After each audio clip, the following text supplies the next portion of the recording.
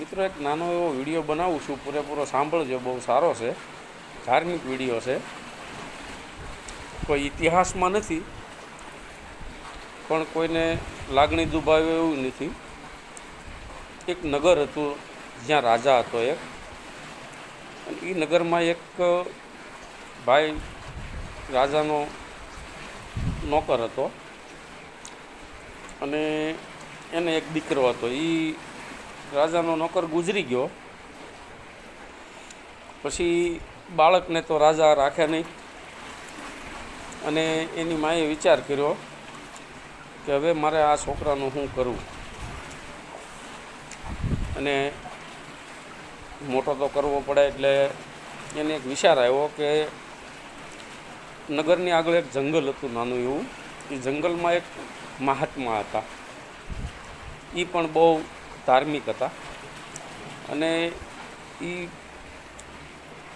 એની મા એને લઈને ત્યાં ગઈ અને કીધું કે મહારાજ, અમારો દીકરો છે, અને મારા ધણીએ તમારા આશ્રમની પણ ઘણી સેવા કરી છે, તો મારા દીકરાને પણ અહીંયા તમે રાખો, ભણાવો, ગાયું સરાવો, અને મોટો થાય મારે તો ચિંતા નહીં મારે. તો મહારાજે કીધું વાંધો નહીં, તારે મૂક અહીંયા અને રાખીશું એને, મેં ભણાવીશ, ગાયું સરાવીશું, બધું કરશે. એની મા મને મૂકીને વહી ગઈ.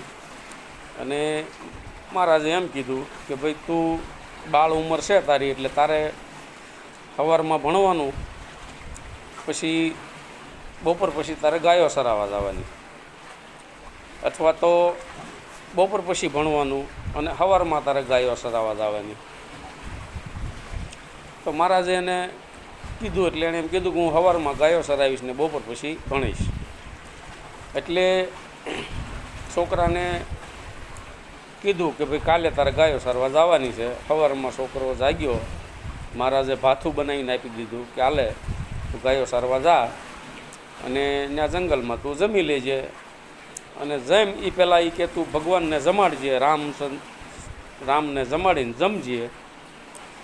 છોકરાએ તો ભાઈ ભાથું બપોરનો ટાઈમ થયો એટલે ખોલ્યું, અને હાથ કીધું કે ભાઈ આ રામ તો અહીંયા છે નહીં, ગુરુજીનો આદેશ હતો રામને જમાડીને જમજે, લાય હાથ કરું.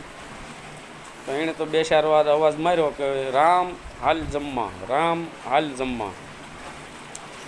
રામ આવ્યા નહીં. પછી છોકરાએ વિચાર કર્યો કે હવે તો શું કરશું, ભૂખ તો મને લાગી છે, એટલે હું રામનું નામ લઈને જમી લઉં. જમી લીધું. બપોર પછી ગાયોને લઈને આવ્યો આશ્રમે.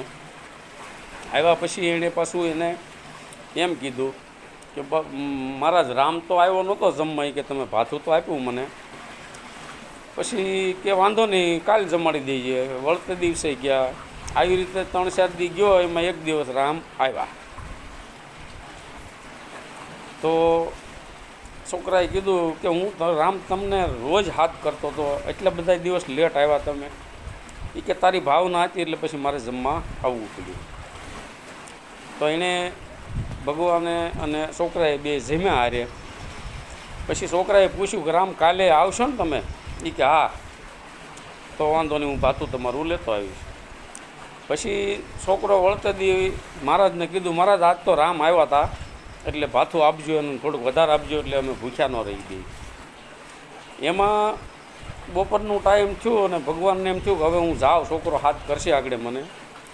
તો સીતા માતાએ કીધું કે તમે પ્રભુ આ 2 દીધા ક્યાં જમીન આવો છો? એ ક્યાંય ઘરે જમતા નથી. કે મારો એક હરિભગત છે, મને રોજ બોલાવે છે, એટલે મારે જવું પડે. તો સીતા માતા કે તો મારે આવવું છે. એ કે તું રહેવા દે, હું એકલો જ આવી. કે ના ના, મારે આવવું છે. નારી શક્તિ હઠ તો કોઈ પોગે નહીં. પછી તો માતાજીને લીધા હારે છોકરાએ હાથ કર્યો, ત્યાં તો ભગવાન ને માતા સીતા પહોંચ્યા ત્યાં. એટલે છોકરો કે ભાઈ રામ તમને કીધું તો આવવાનું, તમારી ઘર વળીને લાવ્યા તમે, મારે ખાવામાં તાણ પડે. કે કાંઈ નહીં, અમે થોડું થોડું ખાવું, તું પૂરું જમી લે. છોકરો ગયો સાંજે આશ્રમે. તો મહારાજને કે મહારાજ આજ 3 જણાનું ભાતું સવારે આપજો. કે રામે આવ્યો હતો ને એની વહુએ આવી હતી. મહારાજ માથું ખંડોળવા મળ્યા કે હાળું આ કોને ખવડાવે. સારું એ કે હાલો કાલે 3 જણાનું ભાથું બાંધી દેવું. વળતે દી 3 જણાનું ભાથું લઈ ગયો. ટાઈમ થયો, હાથ કર્યો. માતા સીતા, રામ નીકળ્યા. એમાં હનુમાનજીની નજર પડી ગઈ કે હાળું આ પ્રભુ ને માતા રોજ ક્યાંક જાય છે. લક્ષ્મણજીને કે હાલને આપણે બે જઈએ, ક્યાં જાય છે રોજ. હવે આ બેને પોગવાની તૈયારીમાં હતા. ઓલા એ હાથ કર્યો છોકરાએ. આવ્યા ત્યાં તો વાહે વાહ હનુમાનજી ને લક્ષ્મણજી આવ્યા. 4 ભેગા થઈ ગયા. છોકરો વિચારમાં પડી ગયો. એ કે હાળે આ તો રામટોળે લાગે છે. કે આ તો 1માંથી 2 થયા, 2માંથી 4 થયા, હું 5. છોકરો કે તમારે ભાઈ સાહેબ મને અગાઉ કાલ કહી દેવાય કે 4 જણા આવવાના, તો હું આશ્રમેથી ભાથું લેતો આવું 4 જણાનું 5 જણાનું. સારું એ કહેવામાં જેટલું ભાગમાં આવે એટલું ખાઈ બધાએ જમ્યા અને પાછા ભગવાન વિયાઈ ગયા. છોકરો આશ્રમે ગયો. મહારાજને કે મહારાજ જો આ તમે રામ એકલું કીધું હતું, રામ આવ્યો, સીતા એના ઘરવાળી આવ્યા, સીતા માતા, એક વાંદરો આવ્યો, એક બીજો ભાઈ આવ્યો. હવે 5 જણાનું ભાથું છે ને આજ તમે 100 જણાનું બાંધજો. મહારાજ વિચારમાં પડી ગયા. એ કે હાળું આ રોજ લાઈન વધારતો જાય છે, આશ્રમની આવક ઓછી છે, હવે કંઈક જોવું જો કોણ આવે છે. મહારાજ વર્ષોથી તપ કરતા હતા, ભગવાનમાં આસ્થા પણ હતી, પણ દર્શન ક્યારેય થયા નહોતા. પણ આ છોકરો બાળ હઠ હતી અને મન સાફ હતું એટલે વળતે દિવસે એનો ટાઈમ થયો એટલે 6 જણાનું ભાથું લીધું. ગૌ સારવા લઈ ગયો અને ટાણું થયું એટલે હાથ કર્યો તો બધાએ આવ્યા. રામ લક્ષ્મણ જાનકી જય બોલો હનુમાન કી. અને જમવા બેઠા અને મહારાજ વાહે આવ્યા શિયાળી કરવા કે હાળું આ રોજ કોને ખવડાવે છે. તો મહારાજ તો તંગ રહી ગયા કે હું આ વર્ષોથી બ્રહ્મચાર્ય પાળ્યું, સાધુ થયો, મને ક્યારેય ભગવાને દર્શન ન દીધા, અને આજ આ છોકરાના એક અવાજમાં ભગવાન આવે છે જમવા. તો સાસો સંત હું કે ઈ વિચાર કરજો મિત્રો.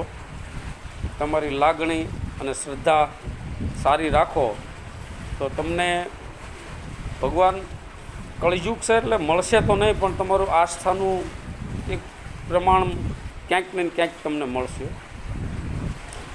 એટલે આ એક વિડીયો બનાવ્યો હતો. સારો લાગે તો શેર અને લાઈક અને ફોલો કરજો. ન સારો લાગે તો કોમેન્ટ કરજો. જે કાંઈ મારી ભૂલ ચૂક હોય એ બદલ હું માફી માગું છું.